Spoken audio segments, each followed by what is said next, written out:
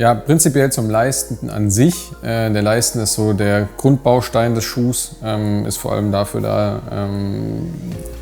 ja, Passform zu generieren und Designaspekte halt zu bringen.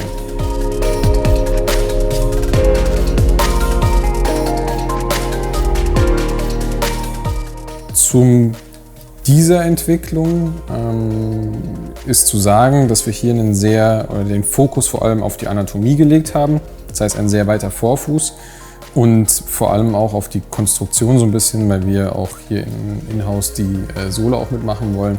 Und da geht es vor allem darum, dass wir hier eine Schalensohle mit einbringen wollen. Aus dem Grund haben wir hier einen schönen, glatten und geraden Übergang zur Bodenpartie.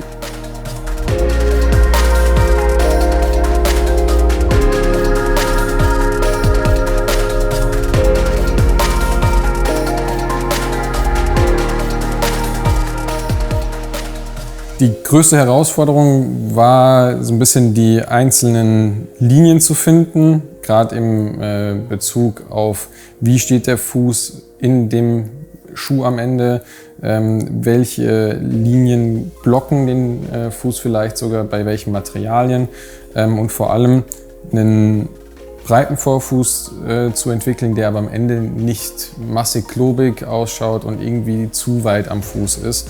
Aber es darf auf gar keinen Fall halt ein Engegefühl entstehen. Und das war so ein bisschen die Challenge an dem Ganzen. Genau.